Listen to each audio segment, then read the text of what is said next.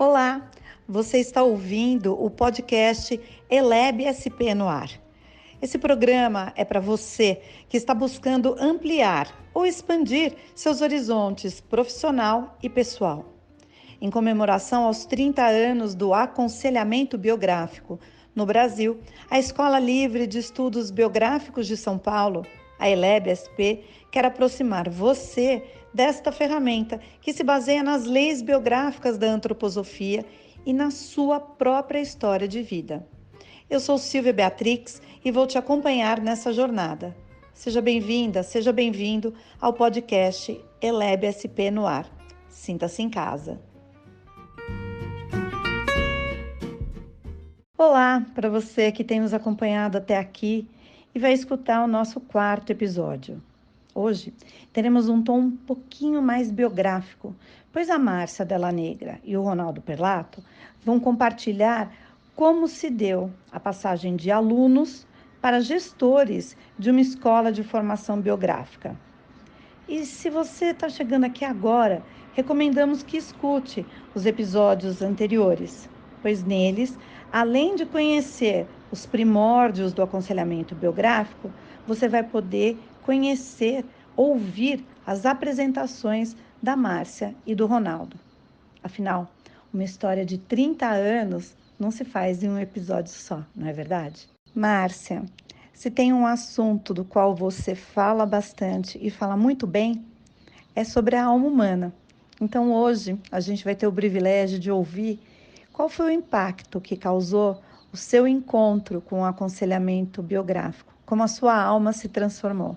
Como foi isso? A primeira vez que eu ouvi uma palestra sobre as leis que regem a biografia humana, aquilo me provocou um impacto tão forte na alma que naquele momento eu desejei conhecer tudo que dissesse a respeito a esse conteúdo para que eu pudesse me dedicar ao estudo da biografia humana no resto da minha vida. Quando em 1993 a doutora Gudrun, então, criou o curso de complementação profissional em biografia humana, eu achei que ainda não estava preparada para começar essa formação. Mas no ano seguinte, em 1994, quando a doutora Gudrun, então, criou a segunda turma, eu senti que esse era o momento de eu entrar para esse impulso. Entrei para esse impulso e a minha formação terminou em 1996, quando a doutora Gudrun, então, convidou várias pessoas para que elas pudessem constituir um grupo multidisciplinar que iria se responsabilizar pela gestão da formação no Brasil.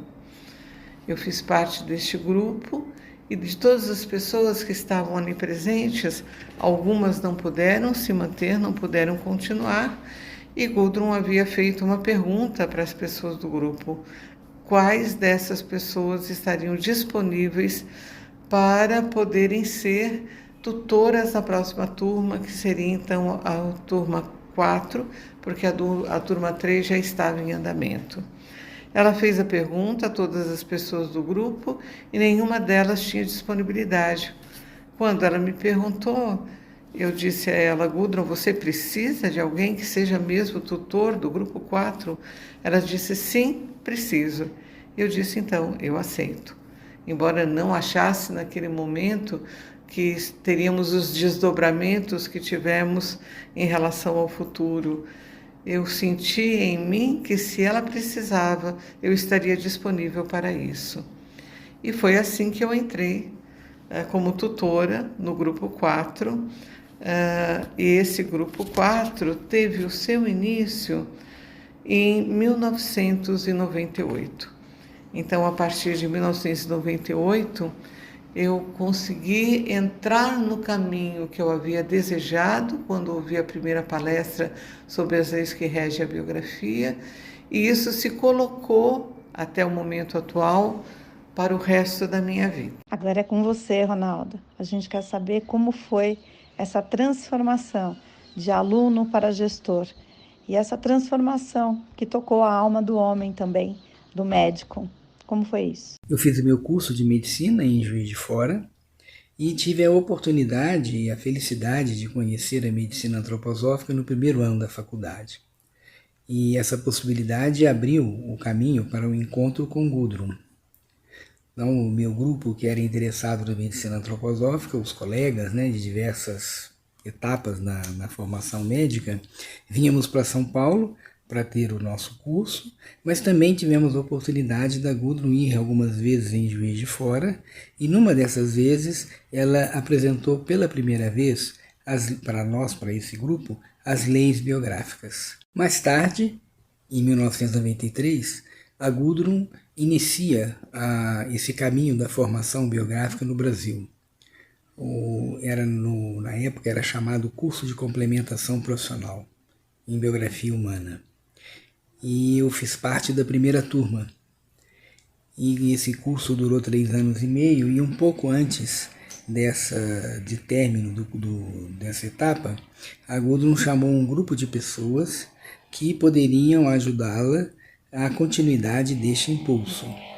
Nos reuníamos com frequência e sempre discutindo as questões da biografia. Junto com esse processo, eu também fui chamado a ser médico da Artemisia, que era um centro de desenvolvimento humano, onde se realizavam os biográficos. Na época se falava biográfico, né? Os programas biográficos junto com programas de revitalização. E assim eu começo a atuar tanto como médico como aconselhador biográfico. Em relação a esse grupo que foi formado, nós tínhamos realmente essa tarefa de, junto com a Gudrun, repensarmos, olharmos a formação, por isso fazíamos encontros, né, com uma certa frequência. Muitas vezes encontros eram feitos ou na casa de um dos participantes do grupo, algumas vezes no próprio Florianópolis, né, na casa de Gudrun, e fomos assim durante algum tempo, carregando essa missão. Criamos um núcleo, né, um núcleo biográfico, onde discutíamos também todas essas questões, até que em 2007 esse grupo se reduziu para 3 pessoas, na realidade, com essa tarefa, porque em 2007 3 pessoas, Edna Andrade, Márcia Della Negra e eu, assumimos a responsabilidade de criar uma escola. A finalidade era dar um caráter mais jurídico, digamos assim, e mais institucional para o curso. E dessa forma, em 2007, criamos então a ELEB, a Escola Livre de Estudos Biográficos de São Paulo. Esse processo, com o passar do tempo, também teve uma evolução, e depois ficamos apenas eu e Márcia como os gestores da escola, como atualmente ainda mantemos esse trabalho conjunto. Nós sabemos que uma trajetória não é feita só de caminhos muito bem pavimentados. Existem desafios, existem momentos que exigem mais das nossas forças. Márcia, você pode compartilhar com a gente quais foram esses momentos para você? A transformação pessoal que houve em mim é que a maneira como eu atuava como profissional dentro da psicologia teve uma mudança radical, porque a partir de então eu vi que eu só poderia continuar fazendo atendimentos se eu estivesse em acordo com aquilo que eu aprendi no aconselhamento biográfico. Nós tivemos muitos momentos desafiadores, tivemos muitos momentos difíceis dentro da formação. Um desses momentos foi quando Gudrun, então, foi se dedicar à escola de Florianópolis e nós tivemos que lidar, então, com essa separação de um grupo que estava junto já há bastante tempo. Então, esse foi o primeiro momento desafiador e difícil. O segundo momento desafiador e difícil foi quando nós finalmente acabamos ficando na escola, apenas Ronaldo e eu.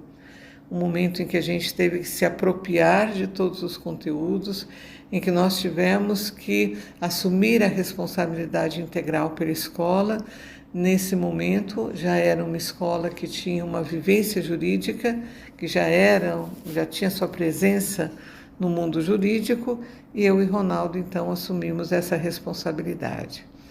E o terceiro momento bastante desafiador na escola foi durante a pandemia. Como é que nós iríamos dar continuidade aos grupos que já estavam em formação, um curso que é todo ele realizado presencialmente.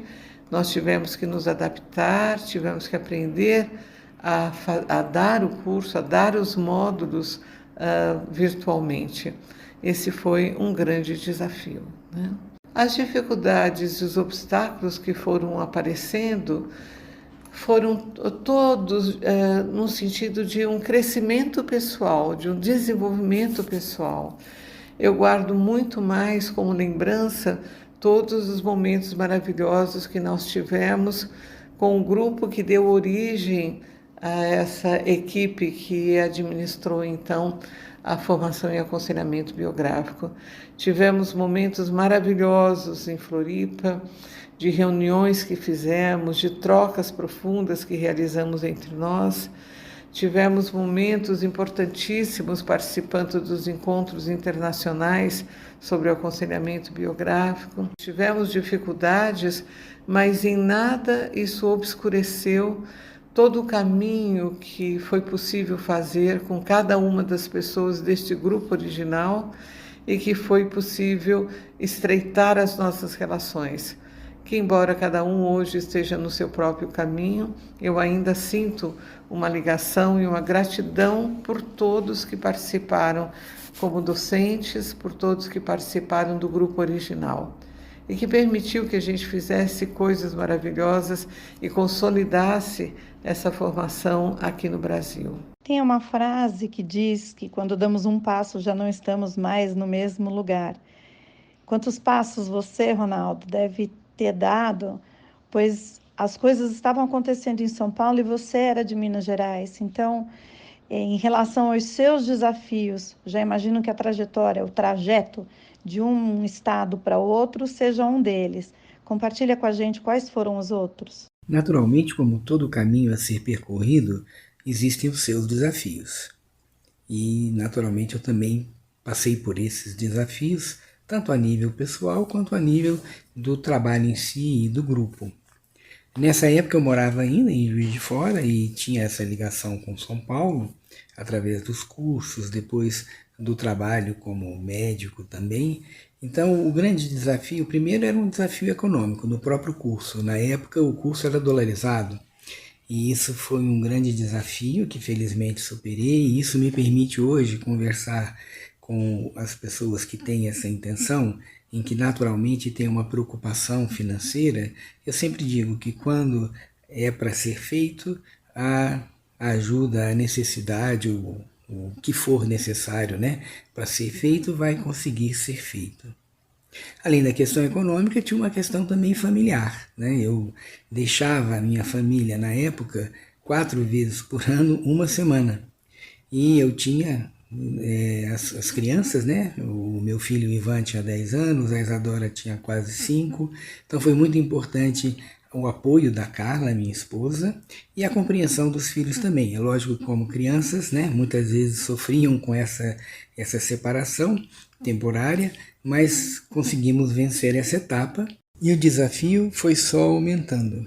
Como eu comecei a atuar, né, na Artemisia como médico, como aconselhador biográfico, eu tinha que vir para São Paulo todo mês, né? Então o que antes eram 4 vezes por ano passou a ser mensal. E eu passava uma semana, eventualmente até 2 semanas aqui. Isso também exigiu uma nova reestruturação dentro da família, até que em 2000 nós resolvemos nos mudar para São Paulo. E esse foi aí um outro grande salto, porque na realidade agora eu já tinha uma estrutura em Juiz de Fora, eu já atuava como médico lá há 17 anos, já tinha trabalhos na clínica antroposófica de lá também, e a família estava adaptada, né? Os meninos tinham seus colegas, tinham seus amigos, então foi uma mudança bem radical, e que contei novamente com todo o apoio deles, porque estando aqui em São Paulo, também eu comecei a me envolver mais ainda com a Artemisia. Então durante a semana eu vinha, né, É lógico que eu voltava para casa também, mas assim, eu tinha que estar lá todos os dias, né? Como médico, como aconselhador e eventualmente me envolvendo na parte administrativa. E mais uma vez também teve esse processo, todo o apoio, né? Sou imensamente grato a todo esse apoio que recebi e que permitiu que nós cumpríssemos esse caminho então. Além dos desafios pessoais, naturalmente existia agora o desafio de trabalhar em grupo. Trabalhar em grupo traz essa exigência, né, de estar sempre atento às necessidades do outro, às formas diferentes de pensar, ao caminho que cada um segue, mas com certeza é um grande aprendizado. E no percurso, naturalmente, algumas pessoas deixaram o grupo e fomos refazendo, né, com os que estavam, fomos nos reconstruindo, e até esse momento em que realmente Márcia e eu assumimos realmente essa tarefa, que tem uma exigência natural e uma responsabilidade não só com o aconselhamento biográfico, mas com a antroposofia em si. Então esse é um grande desafio que eu divido com a Márcia. Sempre estamos conversando sobre a formação, como transformá-la ou conduzi-la de uma forma cada vez mais coerente e sempre visando um caminho de autodesenvolvimento dos nossos alunos. E esse aqui traz um desafio nosso, né? Meu, da Márcia, de todos. Agora temos mais 12 colaboradores que nos ajudam nos cursos, que é olharmos para o nosso próprio caminho de desenvolvimento. Não é viável que você passe um caminho, oriente um caminho de desenvolvimento se você não faz o seu. Principalmente porque na escola o nosso objetivo principal não é só apenas passar um conhecimento de leis biográficas, mas cumprirmos um caminho de autodesenvolvimento. Olhando com esse distanciamento, Márcia, olhando para esse passado, fazendo essa retrospectiva, o que você considera que o seu eu jovem, seu eu do passado, tenha recebido e que alimentou os passos que você deu na sua vida, na sua carreira, no seu desenvolvimento? Olhando em retrospectiva, eu diria que aquela psicóloga que tinha 44 anos, quando conheceu mais profundamente a antroposofia, porque antes disso eu era cliente de médicos antroposóficos, e que teve a oportunidade de fazer a formação biográfica, recebeu um presente enorme da vida. Um presente que se mantém até hoje. Eu tenho uma gratidão enorme por todas as pessoas que buscam fazer o aconselhamento biográfico, por todas as pessoas que buscam esse impulso, que querem se tornar aconselhadores biográficos. A minha gratidão é tão grande porque eu desejei isso, eu desejei estar nesse impulso, eu desejei pertencer a esse grupo de pessoas, eu desejei aprofundar o meu caminho dentro da antroposofia e tudo isso me foi permitido, tudo isso me é permitido ainda hoje como gestora, como docente da Escola Livre de Estudos Biográficos. A minha gratidão se estende a todos que estiveram presentes no passado na construção desse caminho e aos que hoje no presente sustentam esse caminho. Todos os docentes da formação atual, ao Ronaldo em especial, e a todos os alunos que nos honram buscando essa formação. Então, o que eu posso guardar de todo esse impulso não são os momentos que foram os mais difíceis, mas foram os momentos em que eu pude reconhecer que, de fato, é um presente estar dentro desse impulso, dentro da antroposofia, nesse momento da história da humanidade e nesse momento da minha própria vida. E o que o médico antroposófico e aconselhador biográfico, gestor de uma escola de hoje, Ronaldo, diria para o seu jovem Ronaldo do passado? O que você reconhece dessa individualidade que assumiu esse compromisso vinculado à antroposofia, ao aconselhamento biográfico, ao desenvolvimento do outro. Quando observamos a biografia, nós sempre percebemos e olhamos para como a individualidade se coloca neste caminho. Se eu olho para trás na minha biografia agora e vejo a minha individualidade lá, bem jovem, e que se propôs a cumprir um caminho pela antroposofia através da medicina antroposófica, através do aconselhamento biográfico, eu vejo que além dos desafios que eu já citei, também existiram e existem ainda uma satisfação, uma grande alegria pelo caminho que foi percorrido e pelos aprendizados. São muitos aprendizados, tanto como médico junto aos pacientes, como docente junto aos alunos, essa preocupação de sempre estar aprimorando, né, não apenas os conhecimentos, mas esse desenvolvimento interno, isso me permite olhar para esse caminho e olhar para aquele eu jovem que teve essa imagem, né, em direção ao futuro e dizer que realmente valeu a pena. Que esse movimento, todo esse caminho, esse percurso, todas as dificuldades, todas as alegrias que foram vividas, elas realmente construíram uma imagem, né, uma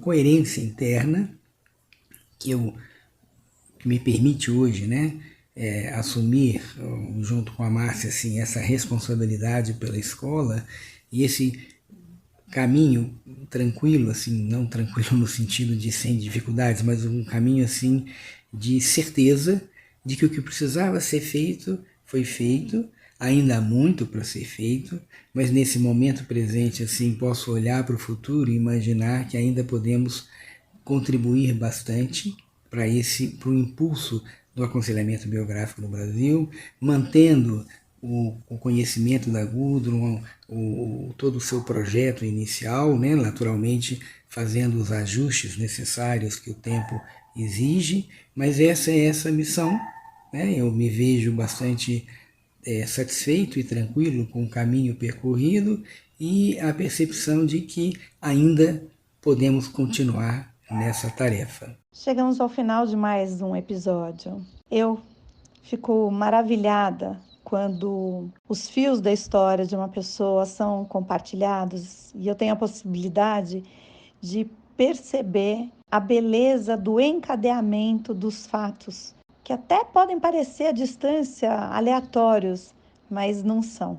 A vida se apresenta e vai trazendo para a gente oportunidades, vivências, situações e encontros que levam cada um de nós ao cumprimento do nosso propósito maior, ser quem nós viemos para ser aqui. Espero que vocês estejam saindo desse episódio tão inspirados quanto eu, para observar cada vez mais atento de que forma a trama da nossa vida se traduz nesse tecido maravilhoso que é a nossa própria biografia. Até o próximo episódio.